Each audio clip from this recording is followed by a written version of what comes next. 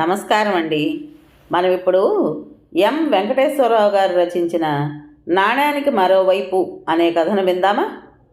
అత్తగారింటి నుండి ఒంటరిగా వచ్చిన కూతురు కవిత చెబుతున్న మాటలు విని విని సహనం నశించి అసలు మీ ఆయన మనసులో ఏమనుకుంటున్నాడో అర్థం కావడం లేదు.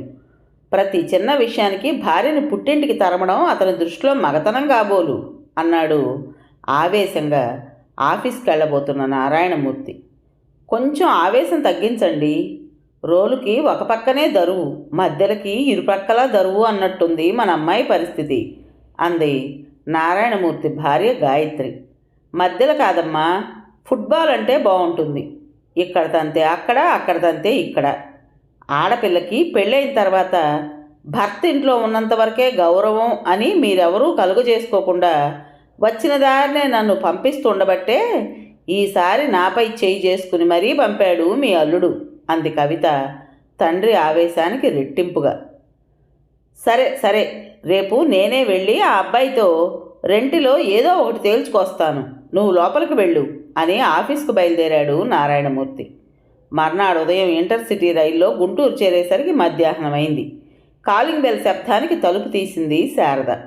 ఎదురుగా కనిపించిన బియ్యంకుడితో, రండి అన్నయ్య గారు, ఇదేనా రావడం అని లోపలికి నడిచింది. సోఫాలో కూర్చున్న భావన నారాయణమూర్తిని చూసి నుంచుని, రండి మావయ్య అంది.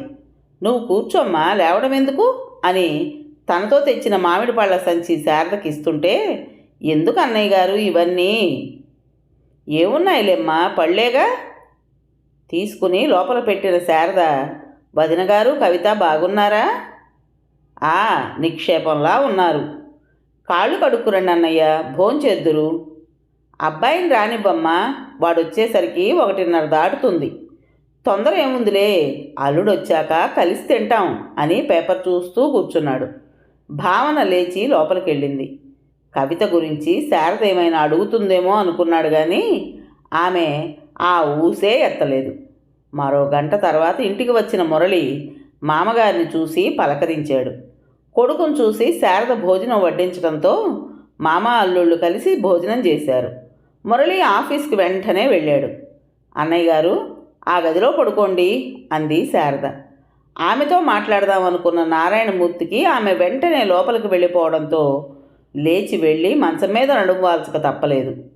ఆలోచిస్తున్న నారాయణమూర్తికి శారద తామరాకు మీద నీటి బొట్టులా కవిత గురించి అడగకపోవడం వింతగా అనిపించింది. సాయంత్రం 6ంటికి ఇంటికొచ్చాడు మురళి. టీ త్రాగి బయటికి వెళ్దాం రండి అన్నాడు మామగారితో. అల్లుడి ఆంతర్యం అర్థం చేసుకున్న నారాయణమూర్తి అతన్ని అనుసరించాడు. జిన్నా టవర్ సెంటర్ దగ్గరున్న గాంధీ పార్క్ ముందు బైక్ పార్క్ చేశాడు మురళి. ఇద్దరూ పార్కులో బెంచి మీద కూర్చున్నారు. ఎలా ప్రారంభించాలా అని సంశయిస్తున్న మామగారి మౌనాన్ని మాటల్లో పెడుతూ, కవిత ఎలా ఉందండి అని మురళి అడిగేసరికి, కవిత గురించే మాట్లాడదామని వచ్చాను బాబు. మీ ఇద్దరి మధ్య ఏ అభిప్రాయ భేదాలున్నాయో నాకు తెలియదు కానీ ఇలా అమ్మాయిని 3 నాళ్లకే పుట్టింటికి పంపడం వలన సమస్యలు పరిష్కారం కావు. కవితకి తొందరపాటు పిడివాదము ఎక్కువే, కాదనను. వచ్చిన ప్రతిసారి మేము ఎన్నో విధాల నచ్చజెప్పి పంపిస్తున్నాం. పెళ్ళైన సంవత్సరంలోపే ఇలా స్పర్ధలు పుట్టుకొస్తే ఇంకా ఎంతో కాలం కలిసి జీవించాల్సిన మీలో అవి అడ్డుగోడలుగా నిలబడతాయి. సమస్య ఏమిటో చెబితే దానిని ఎదగనివ్వకుండా చూద్దామన్న ఉద్దేశంతోనే వచ్చాను అన్నాడు నారాయణమూర్తి. ప్రతిసారి నేను మీ అమ్మాయిని పుట్టింటికి పంపుతున్నాననడంలో వాస్తవం లేదు, కానీ ఈసారి నేనే పంపాను. ఆమెను అలా పంపడం నాకు ఇష్టం లేదు, అయినా తప్పలేదు. మా పెళ్ళైన 2 నెలలకే రోడ్డు యాక్సిడెంట్లో భర్తను కోల్పోయిన మా అక్క భావన ఇంటికి రావడం మీకు తెలిసిందే. భర్తను పోగొట్టుకుని దుఃఖంలో ఉన్న ఆమెని తిరిగి మామూలు మనిషిని చేయాల్సిన బాధ్యతలో కనీసం పాలు పంచుకోకపోగా ఆమె ముందే కొత్త చీరలు కట్టుకుని తలనిండా పూలు పెట్టుకుని తిరగడం, ఇంట్లో ఉన్న అమ్మకు సహాయం చేయకపోగా పక్కింట్లో కూర్చుని గంటల కొద్దీ కాలక్షేపం చేయడం, బయటికి తీసుకువెళ్ళమని నన్ను వేధించడం. మొదట్లో ఆమెకి తెలియదేమోననుకుని అనునయంగా చెప్పాను, కానీ కవిత కావాలనే అలా ప్రవర్తిస్తోందని గ్రహించి కాస్త గట్టిగా చెప్పేసరికి మీ కూతురు ఏమందో తెలుసా? ఈ ఇంట్లో చీర కట్టుకుంటే తప్పు, పూలు పెట్టుకోవడం తప్పు, పక్క వాళ్ళతో మాట్లాడడం తప్పు, భర్తతో బయటికి వెళ్ళాలనుకోవడం తప్పు అని నాతో వాదిస్తుంటే అక్కయ్య ఎక్కడ వింటుందోనని నేనే తగ్గి బయటికి వెళ్ళబోతుంటే, భర్త పోయిన మీ అక్కయ్యతో పాటు నేను ఎన్నాళ్ళు ఇలా పడుండాలో చెప్పి వెళ్ళండి, అప్పటి వరకు నేను మా పుట్టింట్లో ఉంటాను అంది. ఎవరి చెవిన ఆ మాటలు పడరాదని భయపడ్డాను. అనుకున్నట్టుగానే అమ్మ ఆ మాటల్ని విన్నది. ఆ రోజు రాత్రి అమ్మ నన్ను పిలిచి, చూడు మురళి, ఎదుటి మనిషి సంతోషాన్ని పంచుకున్నంత తేలిగ్గా దుఃఖాన్ని పంచుకోవడం అందరి వల్ల కాదు. ఒకళ్ళ దుఃఖం మరొకరి సంతోషానికి అడ్డు రానంత వరకే ఆప్యాయతలు నిలుస్తాయి. అడ్డొస్తే అడ్డుగోడలుగా నిలబడతాయి. మీ ఇద్దరి మధ్య నేను భావన అడ్డుగోడలు అవడం నాకు ఇష్టం లేదు. ఇలాంటి సున్నిత విషయాలు శృతిమించకుండా ఆదిలోనే జాగ్రత్త పడాలి. మింగలేక కక్కలేక నువ్వు పడే అవస్థ చూస్తూనే ఉన్నాను. అరండల్పేటలో జానకత్తయ్య వాళ్ళ ఇల్లు ఖాళీగా ఉందట. నేను భావన కొన్నాళ్ల పాటు అక్కడ ఉంటాం. ఆర్థికంగా ఏ ఇబ్బందులు లేవు కాబట్టి మా గురించి ఎక్కువగా ఆలోచించకు. మీ ఇద్దరూ ఆనందంగా ఉండడమే నాకు కావాల్సింది. కవితని బాగా చూసుకో.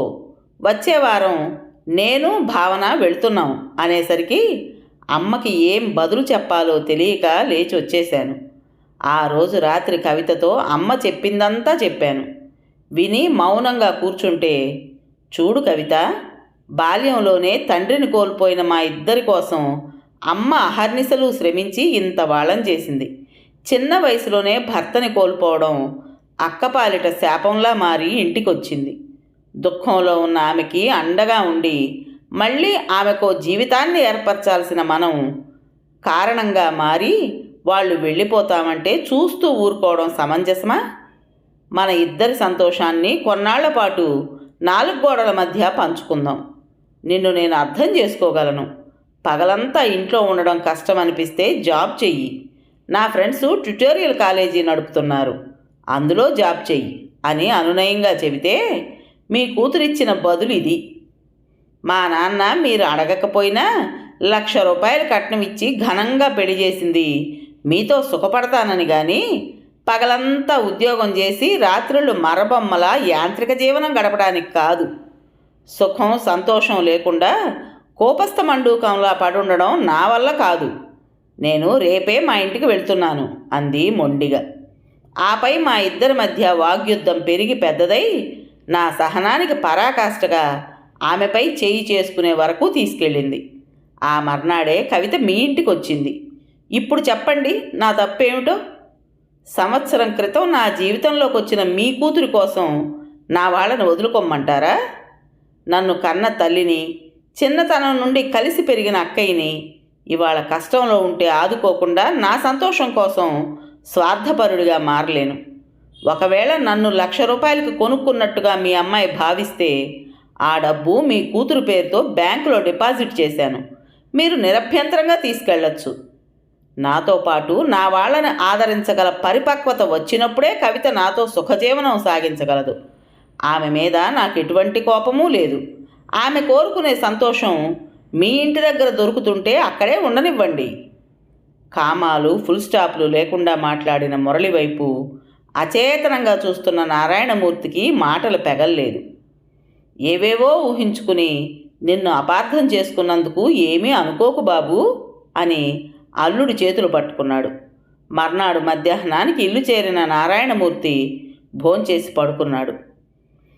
సాయంత్రమైనా అత్తగారింటి విషయాలేవి తండ్రి చెప్పకపోయేసరికి కవితలో కంగారు అధికమై తల్లితో అడిగించింది. నారాయణమూర్తి భార్యని విసుక్కోవడంతో మౌనంగా కూర్చుంది. టైం 6 దాటుతుండగా లోపల ఉన్న భార్యతో, గాయత్రి త్వరగా తయారవ్వు, జింఖానా గ్రౌండ్స్లో చినజీయ స్వామి తిరుప్పావై చెబుతున్నారు, వెళ్ళొద్దాం అన్నాడు. కవిత కూడా తల్లితో పాటు తయారైంది. కూతుర్ని చూసిన నారాయణమూర్తి, స్కూటర్ మీద 3 ఎలా వెళ్తాం? కవిత ఇంట్లో ఉండు, మేము వెళ్ళొస్తాం అన్నాడు. మ్రాన్పడిన కవిత మనసులో ఆలోచనలు పరిభ్రమిస్తుంటే తలుపులు మూసి యాంత్రికంగా టీవీ ముందు కూర్చుంది. మర్నాడు ఆఫీస్కి వెళ్ళిన నారాయణమూర్తి గంటలో తిరిగి రావడంతో తల్లి కూతుళ్ళు ఆశ్చర్యపోయారు.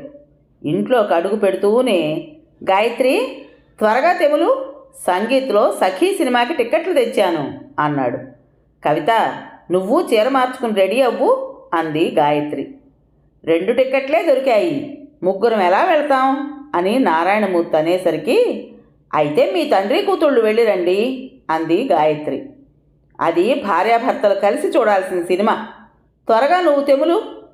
నారాయణమూర్తి విసుగ్గా అనేసరికి తండ్రి ఆంతర్యం అర్థం చేసుకున్న కవిత, అమ్మా, నాకు తలనొప్పిగా ఉంది, మీరిద్దరూ వెళ్ళిరండి అనడంతో ఆపై భార్యని మాట్లాడనివ్వకుండా బయలుదేరదీశాడు నారాయణమూర్తి. ఇంట్లో కూర్చున్న కవితకి ఒంటరితనం వెంటాడుతున్నట్టు అనిపించింది. అత్తగారు, భర్త తన మీద తండ్రికి ఏదో చెప్పి ఉంటారన్నదే ఆమె ఆలోచన.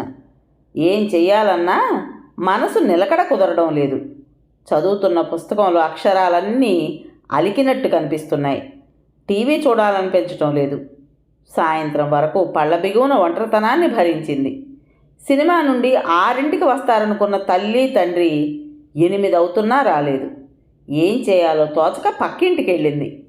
పక్కింటి ఆవిడ కవితని భర్త గురించి, అత్తగారి గురించి గుచ్చి గుచ్చి ఆరాలు తీయడం మొదలుపెట్టేసరికి కూర్చోలేక ఇంటికి వచ్చేసింది. ఏ పని మీద ఏకాగ్రత కుదరడం లేదు. ఎప్పుడు కవిత కవిత అని వెంటబడి పలకరించే తండ్రి 2 రోజులుగా మౌనంగా ఉండడం దుర్భరంగా ఉంది. రాత్రి 10:30కి ఇంటికి వచ్చిన తల్లిదండ్రిని చూసేసరికి క్షణంలో పెరిగిన కోపపు డిగ్రీ తండ్రి మొహంలోని సీరియస్నెస్ చూసి మౌనంగా దిగిపోయింది. తన కోపాన్ని ప్రదర్శించే అవకాశం ఇవ్వకుండా స్నానం చేసి వచ్చిన తండ్రి, కవిత, త్వరగా భోజనం వడ్డించమ్మా, ఆకలి దంచేస్తోంది అన్నాడు. అప్పుడు కానీ కవితకి జ్ఞప్తికి రాలేదు ఇంట్లోనే ఉన్నా కనీసం వంట కూడా చేయలేదని. వేగంగా లోపలికెళ్ళి తల్లికి విషయం చెప్పింది. ఆ మాత్రం తెలియదా కవిత? ఆయన వద్దంటున్నా వినకుండా తిరుప్పావై విందామని నేనే తీసుకువెళ్ళాను. నువ్వు వంట చేస్తావని చెబితే నీ కూతురికి అంత బాధ్యత కూడానా అని ఆయన అన్నట్టుగానే నువ్వు చేశావు. అసలే ఆయన ఆకలికి ఆగలేరని తెలుసు కదా.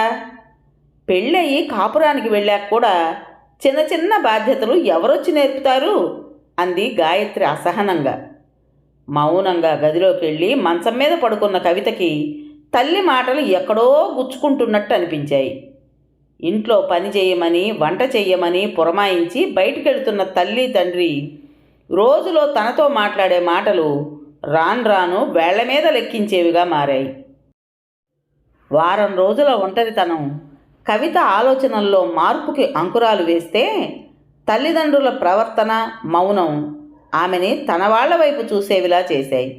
భర్త అనునయం, అత్తగారి ఆప్యాయత, ఆడబడుచు సౌమ్యం కళ్ళ ముందు కదులుతుంటే వాళ్లతో తనెలా ప్రవర్తించిందో ఒక్కొక్కటి గుర్తొస్తుంటే ఆమెలో పేరుకున్న అహం ఆర్ద్రతగా మారి, కన్నీళ్లుగా మారి చెంపలు దిగసాగింది.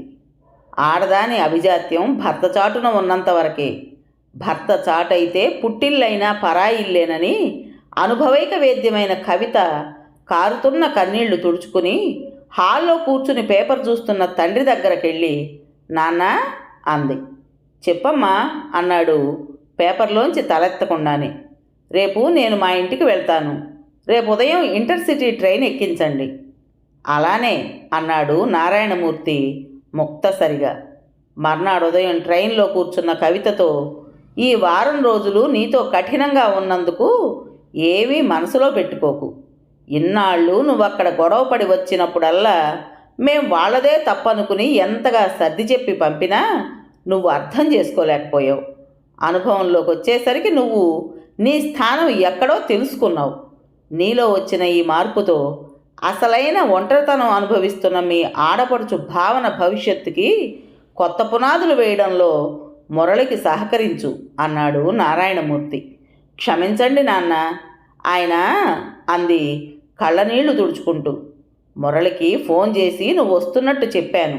స్టేషన్కి వచ్చి నిన్ను రిసీవ్ చేసుకుంటానన్నాడు. ధైర్యంగా వెళ్ళు. ఈసారి ఇలా ఒంటరిగా కాదు, ఇద్దరూ కలిసి రావాలి అన్నాడు నారాయణమూర్తి. గ్రీన్ సిగ్నల్ పడటంతో ట్రైన్ మెల్లగా ముందుకు కదిలింది. కథ పేరు నాణేనికి మరోవైపు. రచించిన వారు ఎం వెంకటేశ్వరరావు గారు. విన్నారు కదండి. మరి ఈ కథ మీకు నచ్చిందా? నచ్చినట్టయితే లైక్ చేసి మరో నలుగురికి షేర్ చేయండి. అలాగే ఈ కథ పైన మీ విలువైన అభిప్రాయాన్ని కామెంట్ బాక్స్లో తప్పకుండా తెలియజేస్తారు కదా. మరి ఇంత మంచి కథను మనకు అందించిన రైటర్ గారికి మనస్ఫూర్తిగా మనందరి తరపున ధన్యవాదాలు తెలియజేసుకుంటూ, కొత్త వాళ్ళు కనుక మన ఛానల్ చూస్తున్నట్టయితే తప్పకుండా సబ్స్క్రైబ్ చేసుకోండి. రేపు మరో మంచి కథతో మీ ముందుకు వస్తాను. అప్పటి వరకు ఉంటానండి.